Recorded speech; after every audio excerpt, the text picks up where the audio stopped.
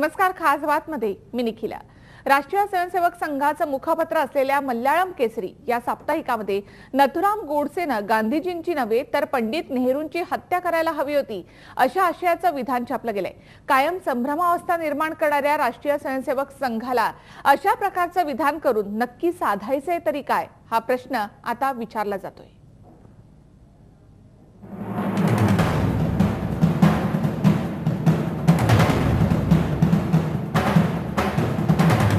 नथुराम गोडसेनं गांधीजींची हत्या करण्याऐवजी पंडित नेहरूंची हत्या केली असती तर बरं झालं असतं असं सूचित करणारा राष्ट्रीय स्वयंसेवक संघ केरळमधलं राष्ट्रीय स्वयंसेवक संघाचं मुखपत्र असलेल्या मल्याळम केसरी या साप्ताहिकामध्ये हा लेख छापून आलाय.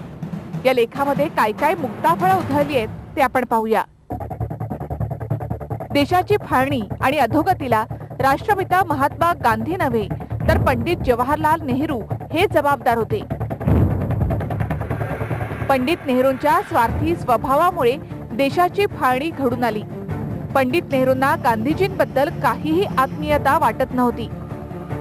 इतिहासाच्या विद्यार्थ्यांनी ऐतिहासिक तथ्यांचा प्रामाणिकपणे अभ्यास केला आणि गोडसेची भूमिका तपासली तर गोडसेनं चुकीचं लक्ष निवडलं या निष्कर्षावर येऊ शकतात. गोडसे हा नेहरूंपेक्षा कितीतरी पटींनी श्रेष्ठ होता. गांधीजींना नमस्कार केल्यानंतर गोडसेनं गांधीजींच्या छातीत गोळ्या घातल्या. नेहरू गांधींना समोरून नमस्कार करत तर पाठीत खंजीर खुपसत असत. गांधीजींच्या हत्येशी राष्ट्रीय स्वयंसेवक संघाचा काहीही संबंध नाही. पंडित नेहरूंची जागतिक नेता बनायची महत्वाकांक्षा होती. ते विन्स्टन चर्चिल, फ्रँकलिन रुझवेल्ट, चिंग काय शेक या नेत्यांच्या नंतर गांधीजींना मानायचे. या लेखाचे लेखक बी गोपालकृष्णन यांनी नुकत्याच झालेल्या लोकसभा निवडणुकीत भाजपतर्फे निवडणूक लढवली होती. त्यांच्या या लेखावर काँग्रेस तसंच डाव्या पक्षांकडून टीकेचा भडीमार होऊ लागल्यावर आपल्या लेखाचा चुकीचा अर्थ काढण्यात आला अशी सारवासारव त्यांनी सुरू केली आहे. There are 4 articles in connection with many aspects of this matter. They have not touched in that, and even my article they have not fully read. So that was misinterpreted. And what the Shyama Prasad Mukherjee stated, Adalji stated, Ram Manohar Lohia stated, and our H.Y. Sheshadri, he was all India leader of the RSS, stated the tragic history of Indian partition. That only I collected all the quotations and I written the article and I pointed out that fact. राष्ट्रीय स्वयंसेवक संघाचे माजी नेते आणि भाजपचे राष्ट्रीय सरचिटणीस राम माधव यांनी या लेखाचा संबंध संघाशी नाही अशी भूमिका घेतली आहे. पहली बात तो उस पत्रिका में जो बात लिखी गई थी, एक लेखक ने अपने विचार जो लिखा था उसका गलत अर्थ निकाला गया. गलत अर्थ जो निकला था उस प्रकार का जो विषय है उसको कोई समर्थन नहीं कर सकता है, ना हम करेंगे ना कोई भी करेगा. काँग्रेसनंही आता या मुद्द्यावरून संघाला चांगलंच लक्ष केलंय. या लेखासाठी जाहीर माफी मागावी अशी मागणी काँग्रेसनं केली आहे. जवाहरलाल नेहरू के बारे में जिन्होंने हिंदुस्तान की आजादी के लिए अपनी जिंदगी जेलों में गुजार दी, जिनके परिवार ने इस देश के लिए अपनी जिंदगी की कुर्बानी दी, आरएसएस इस तरीके की बात करता ये निंदनीय है. और मैं कहूंगा कि केरला सरकार को चाहिए कि उनके खिलाफ कानूनी सख्त कार्रवाई करे. आता कोणताही विषय नसताना पंडित नेहरूंना लक्ष्य करणारा लेख संघाच्या मुखपत्रामध्ये येण्याचं वास्तविक काहीही कारण नाही. पण हा लेख आत्ताच का आला? संघाची यामागची भूमिका काय? नेहरू परिवाराचं महत्त्व कमी करून गांधीजींचं महत्त्व वाढवण्याचा तर हा प्रयत्न नाही ना? का आपल्या नेहमीच्या संभ्रम निर्माण करण्याच्या संघनीतीचा भाग म्हणून हा लेख आला, असे प्रश्न आता विचारले जाऊ लागले. Bureau report, TV9 Marathi. Malayalam Kesari मधल्या लेखामध्ये मांडलेल्या या मुद्द्यांनी खरं तर वाद निर्माण झालेला आहे. संघानं म्हटलंय की आपला याच्याशी काहीही संबंध नाही. मात्र मल्याळम केसरी हे खरं तर संघाचं मुखपत्र आहे, त्यामुळे अशी जबाबदारी संघाला टाळता येईल का? नेमका संघाचा काय उद्देश होता? किंवा बी गोपालकृष्णन यांनी जो लेख लिहिला त्याचं औचित्य काय होतं? नेमका याचा उद्देश काय होता? याची कारणं शोधण्याचा प्रयत्न आपण करणार आहोत. या चर्चेमध्ये सहभागी होत आहेत पत्रकार प्रदीप मैत्रा. नमस्कार. त्याचबरोबर राजकीय विश्लेषक कुमार सप्तर्षी या चर्चेमध्ये सहभागी होत आहेत। राजकीय अभ्यासक डॉक्टर अभिराम दीक्षित नागपूरवरून या चर्चेमध्ये सहभागी होत आहेत आणि काँग्रेसचे प्रवक्ते डॉक्टर राजू वाघमारे या चर्चेमध्ये सहभागी होत आहेत। सर्व मान्यवरांचं स्वागत या ठिकाणी। सुरुवातीलाच मी जाते डॉक्टर अभिराम दीक्षित यांच्याकडे। डॉक्टर अभिराम दीक्षित, एकूणच जे काही वक्तव्य आलेलं आहे म्हणजे बी गोपालकृष्णन यांनी जो लेख लिहिला त्याच्यामुळे वाद तर निर्माण झालेलाच आहे, मात्र अशा प्रकारे कोणाच्याही हत्येचं समर्थन करणं किंवा अशा प्रकारचं वक्तव्य करणं की गांधीजींची हत्या नाही, गोडसेंना नेहरूंची हत्या करायला हवी होती, म्हणजे कोणाची तरी हत्या, अशा प्रकारचं हे वक्तव्य कसं काय केलं जाऊ शकतो किंवा हे कितपत योग्य आहे अशा प्रकारचं वक्तव्य करणं?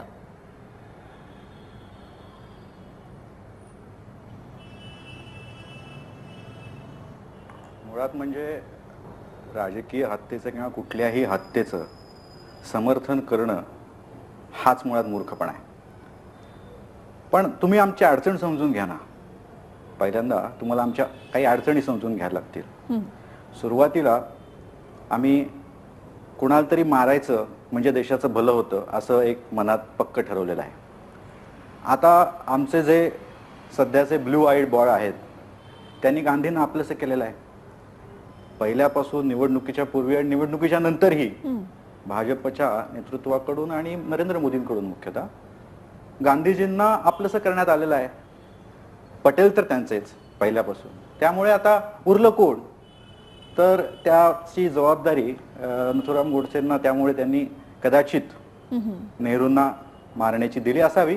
पण मुळात या संपूर्णच मुद्द्याला फारसा काही अर्थ नाहीत, कारण बिचारे गांधीजी आता गेलेले आहेत, नेहरूही आता हयात नाहीत आणि ज्या वीर पुरुषावर जबाबदारी पोचवायची किंवा सोपवायची तो नथुरामही आता हयात नाही।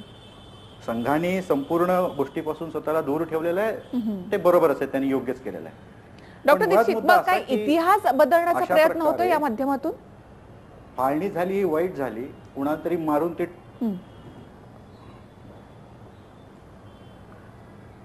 इतिहास प्रत्येक राजकीय विचारसरणी आपल्याला हवी तशी लिहित असते, त्याबाबत काही हरकत नाही। पण इथे मुद्दा असा की कुणाला तरी मारून आपल्याला योग्य असं आत्ताचं राजकीय भवितव्य घडवता येईल अशी एक आशा याच्यातून दिसते आणि त्याचे समर्थक आजही आहेत, ही खरी खंत करण्याजोगी बाब आहे। पत्रकार प्रदीप मैत्रा सुद्धा या चर्चेमध्ये सहभागी आहेत। प्रदीपजी, एकूणच कुठलंही अशा प्रकारचं वक्तव्य छापून आलं की मीडियावर त्याचा दोष दिला जातो। आता खरं तर हे संघाचं मुखपत्र आहे, अशा वेळेला ही संपूर्ण जबाबदारी ही संघाची असणार आहे, मात्र तरी सुद्धा ज्या वेळेला माफी मागण्याची गोष्ट आली त्यावेळेला मात्र हे फक्त त्या लेखकाचं मत आहे आणि ते छापण्यात आलेलं आहे, याच्याशी संघाचा कुठलाही संबंध नाही असं सांगून संघाला आपली जबाबदारी टाळता येईल का?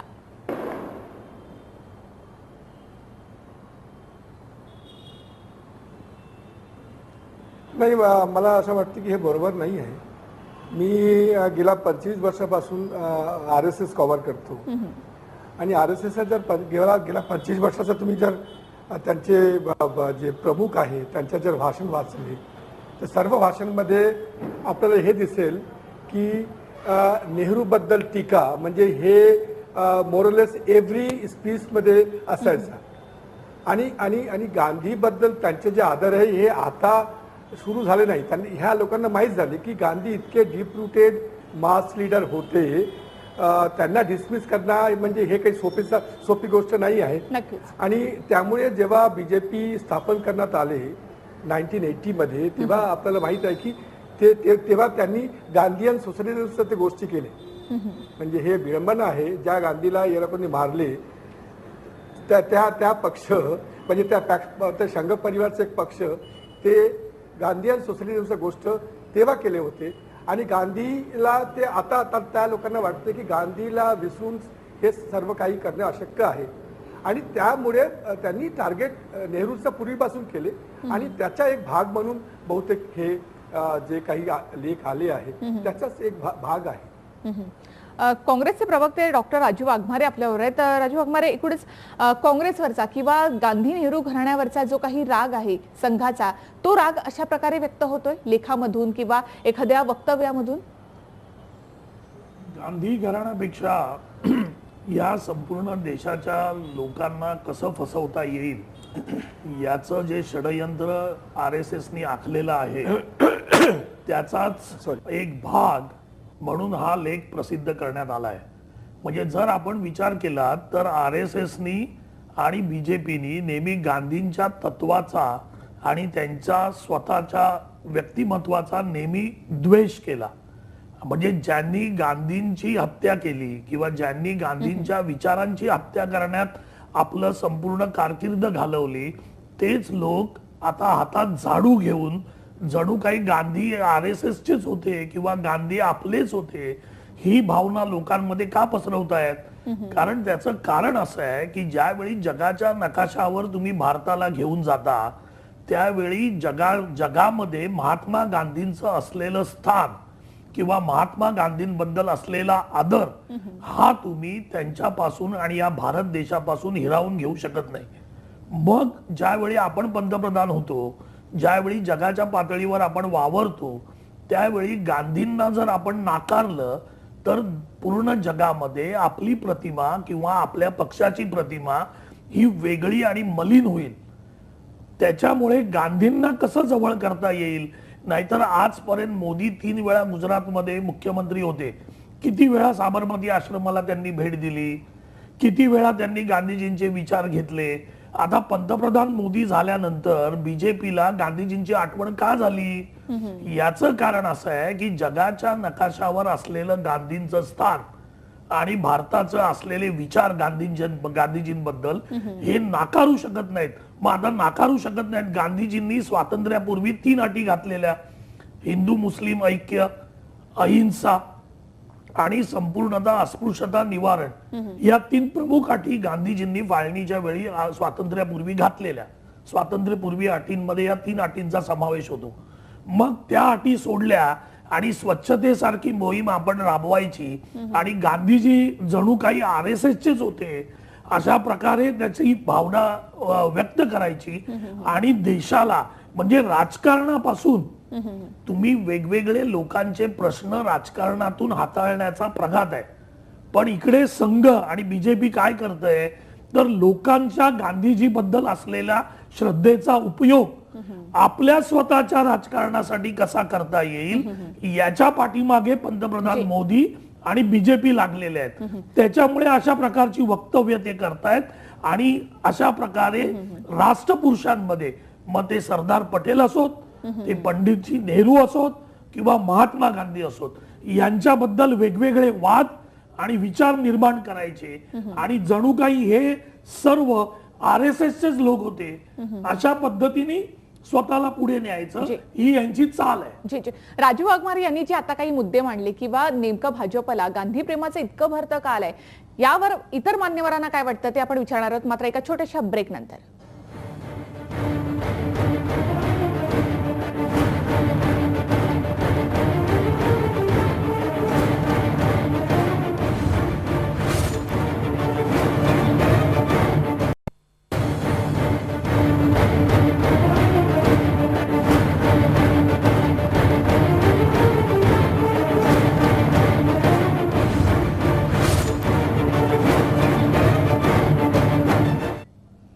बी गोपालकृष्णन यांनी जो लेख लिहिला त्यामुळे वादळ उठलेला आहे. त्या संदर्भात संघाने माफी मागावी अशी भूमिका काँग्रेसनं घेतलेली आहे.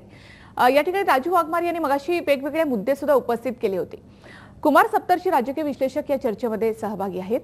कुमारजी, एकूणच बी गोपालकृष्णन यांनी जो लेख लिहिला त्याचा नेमका उद्देश काय होता आणि हा लेख लिहिताना सुद्धा त्यांनी श्यामाप्रसाद मुखर्जी असोत किंवा वाजपेयी असोत यांच्या वक्तव्याचा आधार घेतलेला आहे असं ते म्हणतात. त्यांनी जी वक्तव्य केली त्यावरून आपण हा लेख लिहिलाय.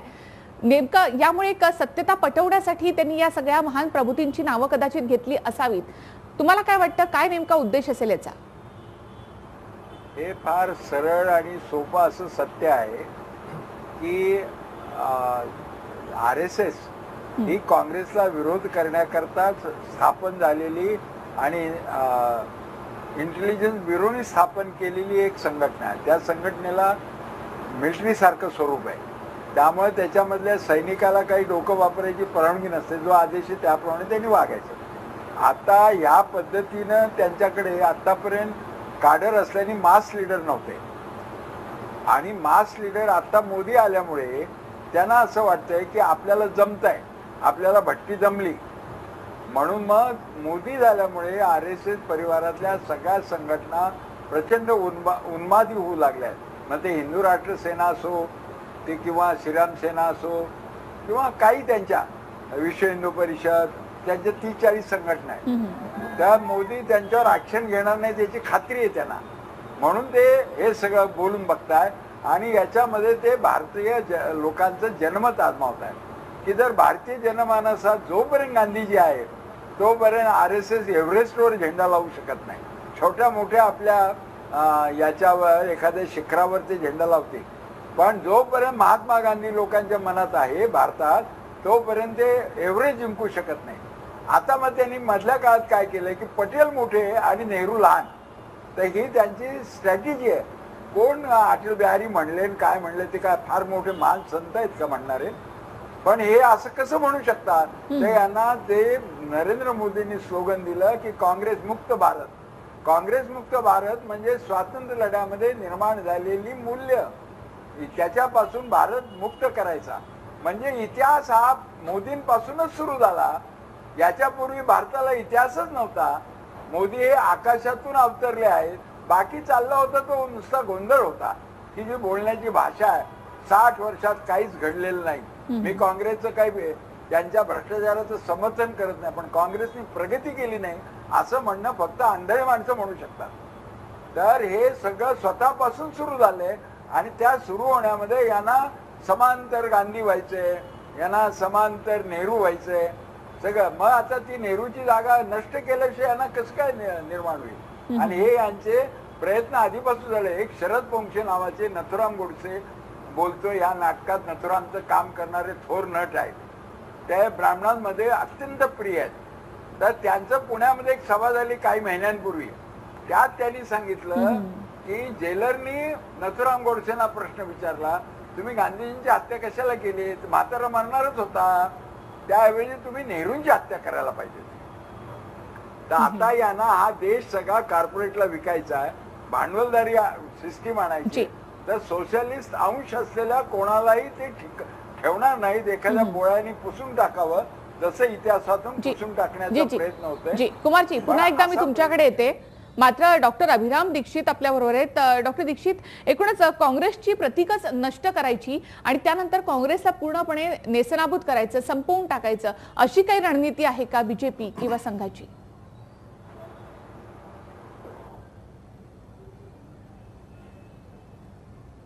अर्थात तशी आहे आणि तशी असणार, कारण ते एकमेकांचे विरोधी पक्ष आहेत. अर्थात काँग्रेस भाजपच्या विरोधी प्रचार करेल आणि भाजप काँग्रेसच्या विरोधी प्रचार करेल, हे अगदी सत्य आहे. पण मला असं वाटतं की आपण ही जी चर्चा आहे ती अगदी उथळ बाजूवर करण्यात अर्थ नाही की समोरचा माणूस खोटं बोलतोय, हा पॉलिटिकल अजेंडा आहे. वास्तविक पाहता गांधी हे संघाच्या प्रातस्मरणीय नेत्यांच्या यादीत फार पूर्वीपासून आहेत. गांधीजींची काही मूल्य त्यांनी अतिशय उघडपणे पूज्य म्हणून स्वीकारलेली आहेत. प्रातस्मरणी म्हणजे संघाच्या प्रार्थनेत किंवा सुरुवातीला म्हणायच्या नेत्यांच्या यादीत गांधीजी आहेत. मुळात ह्यांचा विरोध कुठे आहे? ह्यांचा विरोध आहे की फाळणी झाली. फाळणी हा त्यांच्या लेखी एक गुन्हा आहे आणि फाळणी झाल्यामुळे त्याचा दोषी जो कोण असेल त्याला मारणं हे एक राष्ट्र कर्तव्य असं त्याच्याकडे बघणं ही एक प्रवृत्ती आपल्या देशात आहे. मुळात चर्चा या गोष्टीवर झाली पाहिजे असं मला वाटतं. आपल्याकडे मुळात काय म्हणजे त्याचा राजकीय पार्श्वभूमी काय या चर्चेची आणि आता कोण काय बोलतं याच्यापेक्षा महत्वाचं मुळात त्यांचा मुद्दा काय आहे. त्यांचा मुद्दा आहे की फाळणी झाली हे वाईट झालं. आज हेच लोक बांगलादेशी घुसखोरांचा मुद्दा अतिशय मोठ्या उच्च रवानी बोलत असतात. तर अगदी सरळ सांगायचं झालं तर फाळणी झाली नसती तर भारत, पाकिस्तान, बांगलादेश एक असते आणि ते बांगलादेशी लोक आपलेच नागरिक असते. फाळणी झाली याचा अर्थ बांगलादेशी आणि पाकिस्तानी मुस्लिम आपल्या देशातून दूर झाले. जर फाळणी झाली नसती तर आपल्या पुढे जे पर्याय होते फाळणी नसताना ते एक वीक संघराज्य, सर्व अधिकार राज्यांकडे, केंद्र सत्तेकडे फक्त दळणवळण, संरक्षण अशी 2-3 खाती, अशा अतिशय वीक स्वरूपाचा भारत, 566 संस्थानं वेगळी, अशा प्रकारचा तो भारत होता. तो भारत टाळण्यासाठी फाळणी गांधी नेहरूंनी अतिशय प्रेमाने केली आणि ते त्यांनी लोकांवर केलेले उपकार आहेत हे सरळपणे स्पष्टपणे बोलायची छाती ना काँग्रेसच्या लोकांकडे आहे ना भाजपच्या लोकांकडे आहे. त्यामुळे आपण प्रत्येक जण फाळणीचा गुन्हेगार कोण हे ठरवत आहोत आणि त्याच्यातूनच मग आता फाळणी हे एक महापाप मानलं की त्याची शिक्षा कोणाला तरी द्यावी लागते, तशी मग ती गांधींना, आता गांधी एकदा आमचे झाले की मग नेहरूंना, अशा प्रकारचं ही बोलणं चाललेलं आहे असं मला वाटतं. जी राजू वाघमारे. नाही, कसं आहे की दीक्षित म्हणाले, पण जर तुम्ही बघितलं तर स्वातंत्र्याच्या चळवळीत आणि सामाजिक सुधारणेमध्ये भारतामध्ये संघाचा कधी सहभाग नव्हता, किंवा असं तर मला म्हणावं लागेल की स्वातंत्र्याच्या चळवळीत आणि सामाजिक सुधारणेमध्ये एकही नाव घेण्याजोगा नेता या संघाकडे, RSS कडे नव्हता. म्हणून मग संघाने आता काय केलं की पटेलांचं नाव घेतलं. पटेल हिंदुत्ववादी होते म्हणून हा वाद तयार केला, म्हणजे पटेल आमचे झाले.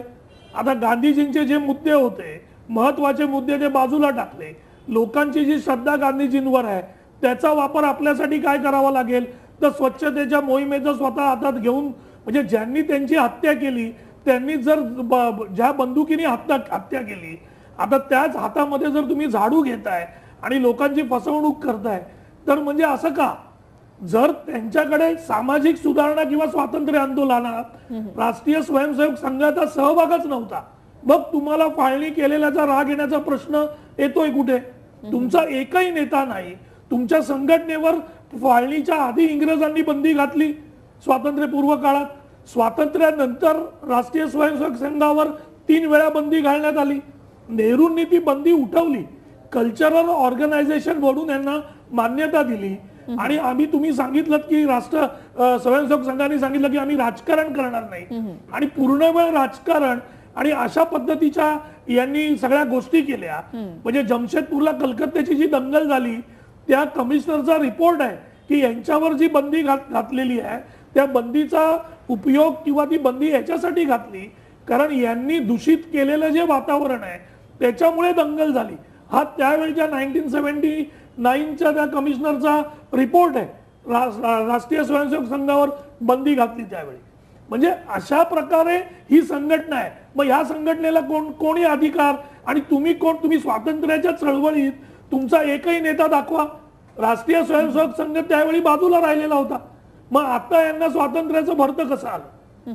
म्हणजे कसं आहे की आता आपण पंतप्रधान झालो, बीजेपी सगळ्या देशामध्ये जर पसरवायची असेल तर देशातले सगळे पूजनीय, सगळे वंदनीय जे लोक आहेत त्यांचे आपल्याला आवश्यक असणारी भाषा वापरायची, त्यांची भाषा आपल्याकडे घ्यायची, त्यांचे फोटो लावायचे आणि लोकांच्या श्रद्धेला फसवणूक करायची. हा बीजेपीचा डाव आहे. आणि या मार्गातून देशामध्ये आपल्याला कसं पसरता येईल? कारण गांधींचं नाव घेतलं तर देशभर तुम्ही स्वच्छता करू शकता. गांधींचं नाव आता मोदींनी घेतलं, त्याद्वारे आपल्या लोकांपर्यंत कसं जाता येईल याचं हे षडयंत्र आहे. आणि हे जे षडयंत्र आहे हे पूर्ण आपल्या सोयीचं राजकारण बीजेपी आणि मोदी करतायत. नक्कीच याचा राजकीय फायदा घेण्याचा प्रयत्न भाजप करते का, यावर आपण पुढे चर्चा सुरू ठेवणार आहोत. मात्र वेळ झाली एका छोट्याशा ब्रेकची.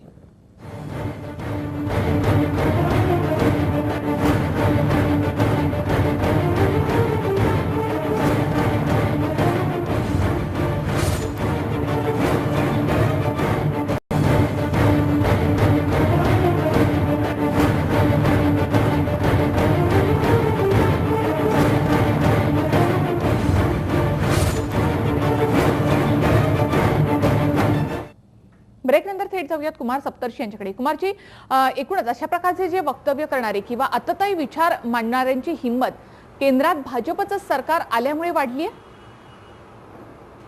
निश्चितच त्यांना धाकच उरला नाही. ते उन्मादाच्या बाजूला जायला लागले. हिंदू राष्ट्र सेना यांनी केलेली पुण्यातली हत्या, क्रूर हत्या, एका इंजिनियर, मुस्लिम इंजिनियरची दगडाने ठेचून हे केलं. म्हणजे आपण कुठल्या युगात राहतो असं वाटायला लागतं. ते आणि मोदींचा विजय याच्यामध्ये फार काही दिवसाचं अंतर आहे, फक्त महिना वगैरे सुद्धा नाही. तर हे उन्मादी आलेलं आहे सगळं त्यांच्यात. ते काय लव जिहाद, काय नामुक, काय एका मागे मग शंकराचार्य सुटले यांच्या साईबाबाच्या विरोधात. हे सगळं त्यांना हिंदू मुसलमान एक येणार, कारण तो त्यांच्या राष्ट्रवादाचा आशयच असा आहे की मेजॉरिटी असलेल्या हिंदू लोकांचे राष्ट्र, बाकीच्यांनी समरस म्हणजे लोटांगण घालावं. आणि ही आपल्या लोकशाहीची कल्पना नाही. ते लोकशाहीच्या मूलभूत संकल्पना बदलत आहेत. आज गांधीला बोलतील, त्याला काय तसं बंधनच नाही काही, कारण त्यांचं कोणीच नाही आहे स्वातंत्र्य. मग वाघमारे म्हणाले ते खरं आहे, त्यांचं स्वातंत्र्य लढ्यामध्ये नाव घेण्यासारखं माणूसच नाही. त्यांना सरदार वल्लभभाई पटेल उसने घ्यावे लागतात. उद्या हे लक्षात येईल इतिहासातून, बाकीचे काही गप्पा भरणार नाही. सत्य जर बाहेर आलं तर सरदार वल्लभभाई पटेलच यांच्या विरोधात होते. त्यांनी नेहरूंना लिहिलेले पत्र आहेत, हे सगळं बाहेर येईल. म्हणून आज नेहरू, कधी गांधी, मग उद्या महात्मा फुलेंना बदनाम करतील, राजर्षी शाहू महाराजांना करतील, बाबासाहेब आंबेडकरांना घेतील. जोपर्यंत रामदास आठवले आहेत तिथपर्यंत तोपर्यंत थांबतील. पण वेळ प्रसंगी रामदास आठवले गेल्यानंतर, कारण हे सगळे लोक सुधारणेच्या विरोधी आहेत आणि भारताला प्रतिगामी म्हणजे भूतकाळाकडे वाटचाल भारताची कशी होईल हे पाहत आहेत. आणि त्याच्यातला मुस्लिम देश म्हणजे मेजॉरिटीझमचाच राष्ट्रवाद त्यांना हवा या करता. तर राष्ट्रवादाच्या आशयाची लढाई, गांधीजी म्हणाले की जर 5000 वर्ष इथे 12 धर्माचे लोक, 6000 जातीचे लोक राहिलेत एकत्र, तर ते पुढे राहतील ना मॉडर्न इंडिया म्हणून.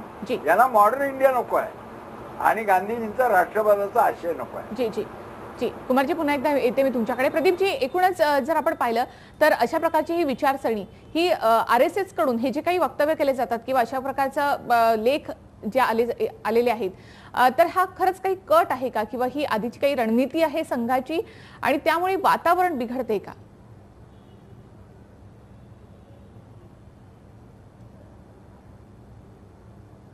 हे पूर्वीपासून RSSचा रणनीती बहुतेक असावी.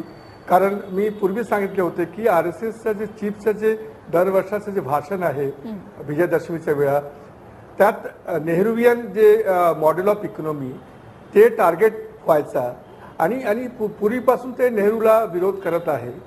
परंतु हेही बरोबर नाही आहे जे वाघमारे साहेबांनी सांगितले की RSSचे लोक हे फ्रीडम मुवमेंटमध्ये नव्हते, तसा नाही आहे. हे केशव बलिराम हेगडेवार ज्यांनी RSS स्थापना केले 1925 मध्ये, ते स्वतः काँग्रेसमध्ये होता आणि ते फ्रीडम फायटरही होते. श्यामाप्रसाद मुखर्जी संघ परिवारचे होते, तेही फ्रीडम मुवमेंटमध्ये होते. आणि गांधीजी एकदा RSSच्या कार्यक्रममध्येही आले होते वर्धामध्ये, बहुतेक मिड 30s मध्ये. ते म्हणजे हेही बरोबर आहे की नाथुराम गोडसे हे RSS मध्ये होते. नंतर 1946 मध्ये नंतर RSS सोडले आणि हिंदू महासभामध्ये ते गेले. हे गांधीजीच्या हत्यामागे हे सूर आहे, कारण गोपाल गोडसे त्यांचे बंधू हेही सांगितले की शेवटपर्यंत नाथुराम गोडसे हे RSS मध्ये होते. आणि असं वाटते की हे संपूर्ण एक कटचा एक भाग आहे आणि म्हणूनच हे नेहरूला टार्गेट करत आहे. आणि जे सर्व सूर आहे सर्वांचा की त्यांना एक नेहरू सारखा त्यांच्याकडे कोणी नाही आहे. मोदीला नेहरू सारखा म्हणजे ते त्यांच्या जे आता फॉरेन पॉलिसी जशा त्यांनी केले आहे की नेबरला ते जोडत आहे, ते त्यांच्या फॉरेन पॉलिसीमध्ये ते आता अमेरिकेमध्ये गेले, तर असं दिसते की समाव ते असं इम्प्रेस करत आहे की नेहरू नंतर या देशाचा म्हणजे सर्वात लोकप्रिय देशात आणि बाहेर देशात ते मोदी. आणि सर्व जर आपण करणार आहे तो नेहरूला धस्त करून हे बहुतेक शक्य होणार आहे. डॉक्टर दीक्षित, एकूणच मोदींनी सबका साथ सबका विकास असं म्हणत विकासाचा झेंडा हाती घेतलेला आहे. अशा वेळेला त्यांनी पंतप्रधान पदाची शपथ घेतली, त्यावेळेला त्यांनी 7 राष्ट्रांमधील सगळ्या प्रमुखांना बोलावलं, त्यामध्ये पाकिस्तानच्या प्रमुखांना सुद्धा त्यांनी बोलावलेलं होतं. अशा वेळेला त्यानंतर म्हणजे मोदी विकासाची भाषा करतायत आणि संघाकडून अशा प्रकारची वक्तव्य येत आहेत आणि त्याचा भाजपशीही संबंध जोडला जातो, कारण मातृसत्ता आहे खरं तर संघ. अशा वेळेला तिथून मार्गदर्शन मिळत असतं भाजपला आणि त्यामुळे थेटपणे संबंध हा भाजपशी आहे संघाचा आणि भाजप नेते सुद्धा ते नाकारत नाहीत. मग अशा वेळेला मोदी विकास म्हणतायत आणि संघाकडून पुन्हा एकदा हिंदुत्व किंवा हे जे विषय आहेत ते सातत्याने पुढे रेटले जात आहेत आणि त्यामुळे मोदींना कुठेतरी याचा फटका बसेल का, किंवा त्यामुळे पुन्हा एकदा त्यांच्या मूळ मुद्द्यापासून त्यांना मागे खेचण्याचा प्रयत्न केला जातो की संघाची ही रणनीती आणि भाजपची सुद्धा हीच रणनीती आहे?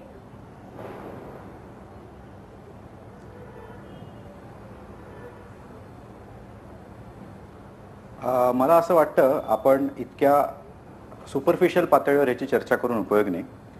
पहिलं म्हणजे सर जे म्हटले की हिंदू बहुसंख्याकांचा हा वाद आहे, तर जर भारत अखंड राहिला तर भारतात हिंदू बहुसंख्याकच राहत नाही, हा मुद्दा आहे. आपण जर या समस्येच्या मुळाशी गेलो आणि मूलभूत प्रश्न उभे केले तर सर्वात यात चिंता करण्यासारखी गोष्ट अशी आहे की काही लोकांना अजूनही असं वाटतं की राजकीय नेत्यांच्या हत्या करून त्यांचे विचार संपवता येतील. ही सगळ्यात दुःखद गोष्ट आहे. आणि मग गांधी नाही तर नेहरू. आणि मग मुळात आपण ह्याच्या जर समस्येच्या मुळाशी जाऊन चर्चा करायची असेल, विचार करायचा असेल तर फाळणीचा दोष कोणाचा किंवा फाळणीचं भाग्य कोणाचं ह्याचा करावा लागेल. कारण जर फाळणी मुळात युक्तिवाद कसा आहे समजून घ्या, तो लोकांना, काही लोकांना का पटतो ते समजून घ्या की फाळणीत 10 लाख लोक मेले, मग त्याचा सूड म्हणून आम्ही एक गांधी मारला म्हणून तो बरोबर, किंवा त्याचा सूड म्हणून आम्ही एक नेहरू मारू म्हणून तो बरोबर, अशा प्रकारचा हा प्रचार आहे. त्याच्या मुळाशी जर जायचं असेल तर आपल्याला नुसतं हिंसा अहिंसेची चर्चा करून उपयोग नाही, कारण राजकीय मर्डर सर्व देशात होत असतात. आपल्याला याच्या समस्येच्या मुळाशी जाऊन समजा अखंड भारताची संघाची योजना काय आहे, आज पाकिस्तान बांगलादेश एक होतो म्हणाले, मोदींची आणि संघाची तयारी आहे का याला, हे प्रश्न विचारावे लागतील. भारत पाकिस्तान बांगलादेश एक झाले तर मोदींचं सरकार लोकशाही मताने निवडून येईल का याचा विचार त्यांनाही करावा लागेल.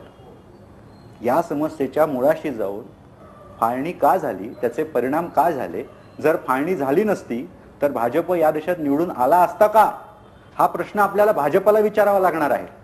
जर फाळणी झाली नसती तर भाजप निवडून यायची काहीतरी शक्यता भारत पाकिस्तान बांगलादेशच्या लोकसंख्येने एकवटून दिली असती का, हा प्रश्न आपल्याला भाजपला विचारायला लागणार आहे. तो विचारला की यांचे सर्व युक्तिवाद फोल ठरणार आहेत.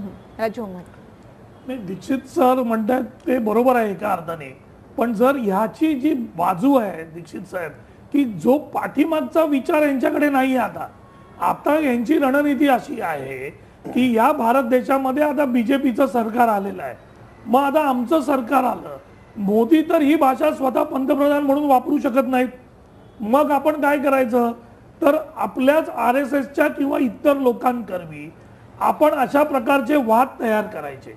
हे वाद तयार झाले की देशभर या वादांवर चर्चा होईल. आज आपण या चर्चेसाठी बसलो, आज फाळणीचा मुद्दा निघाला, आज नेहरूंचा मुद्दा निघाला, मग असे वाद क्रिएट करायचे आणि असे वाद क्रिएट करून जनमत आजमावायचं. ह्याच्यातले काही वेडे लोक तयार होतात, मग त्यांच्याकडून ती भूमिका पुढे नेतायची. अशा प्रकारची यांची रणनीती आहे. जर तुम्ही लोकसभेचं इलेक्शन बघितलं तर त्याच्यामध्ये मोदींनी हिंदुत्वाचा मुद्दा नाही घेतला, मोदींनी विकासाचा मुद्दा घेतला, पण यांच्या ज्या शाखा होत्या, म्हणजे विश्व हिंदू परिषद आणि ते तोगडिया आणि ते दुसरे UPचे खासदार, यांनी मुद्दा घेतला मुसलमानांच्या विरोधात. म्हणजे काय करायचं की मी बोलणार नाही, तुम्ही बोला, तुम्ही ते वाद करा. आणि ही जी रणनीती आहे, आता भाजपला या 5 वर्षामध्ये देशातल्या प्रत्येक राज्यामध्ये जायचंय. मग जर जायचं असेल तर हिंदू मतांचं पोलरायझेशन कसं करणार, आपण या सगळ्यांपर्यंत कसं पोहोचणार, तर अशी रणनीतीची तोडण्याची रणनीती आहे. अशा प्रकारे लोकांच्या मनात संभ्रम निर्माण करायचा, द्वेष निर्माण करायचा आणि आपली रणनीती आणि लोकांच्या श्रद्धेचा वापर स्वतःच्या राजकारणासाठी कसा करायचा याचा वापर करून आज बीजेपी आणि मोदी हे काहीही अचानक झालेलं नाही. हे अगदी ठरवून ठेवल्याप्रमाणे याच्यानंतर अजून 15-20 दिवसांनी दुसरा कोणतरी एक नेता उभा राहील, तो एक वेगळं विधान करेल आणि अशा पद्धतीने ही वाटचाल यांची चालू राहणार आहे. फक्त देशातील जनतेने हे लक्षात घेतलं पाहिजे की आता आपण ज्यांच्या हातात सत्ता दिलेली आहे ते खरं बोलणार नाहीत याची खात्री आहे. त्याच्यामुळे त्यांच्या किंवा त्यांच्यावर ज्यांचा वचक आहे किंवा त्यांना जे चालवत आहेत त्या लोकांकडून येणाऱ्या प्रत्येक वक्तव्याचा गांभीर्यपूर्ण विचार करायचा आणि या देशाची स्वतंत्रता आणि या देशाची सामाजिक एकता कशी राखता येईल याची सगळी जबाबदारी या देशातल्या प्रत्येक नागरिकावर आता पूर्ण जबाबदारीने पडलेली आहे. कारण आता तुम्ही दुसरी अपेक्षा ठेवू शकत नाही. राजकुमारे, एकूणच बी गोपालकृष्णन यांच्या वक्तव्यामुळे हा वाद निर्माण झालेला आहे. तुम्ही सगळे या चर्चेमध्ये मान्यवर सहभागी झालात त्याबद्दल धन्यवाद. चर्चेमध्ये आपण इथे थांबूयात. नमस्कार.